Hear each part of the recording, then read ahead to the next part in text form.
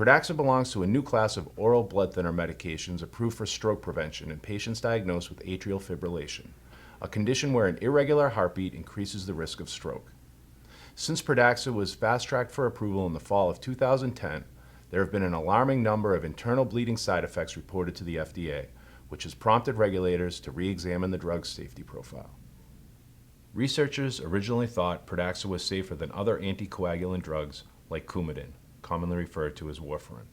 But recent studies suggest Pradaxa may be even more dangerous because internal bleeding caused by Warfarin can be easily reversed with high doses of vitamin K, while there is no antidote for internal bleeding caused by Pradaxa. Therefore, when a patient begins uncontrollably bleeding due to Pradaxa, it may be difficult and oftentimes impossible to stop the bleeding.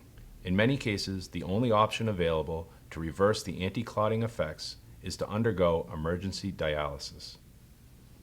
Some patients may be more susceptible to Pradaxa bleeding and hemorrhaging. Patients 75 years or older may have an increased risk for internal bleeding. Taking medications such as aspirin, non-steroidal anti-inflammatory drugs, or blood thinners may increase your risk of bleeding.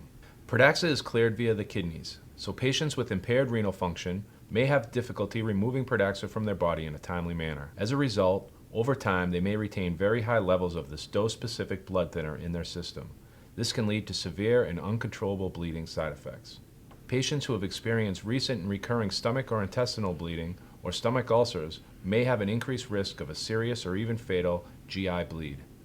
Pradaxa bleeding complications are too often fatal. To date, more than 260 Pradaxa bleeding deaths have been reported worldwide, and several countries are reconsidering the approval of the drug. Death from Pradaxa bleeding may occur if a patient develops an ulcer which starts bleeding and cannot be stopped, suffers trauma resulting in uncontrollable bleeding, begins hemorrhaging due to excessively thin blood, or is unable to undergo emergency surgery due to the lack of a quick reversing agent.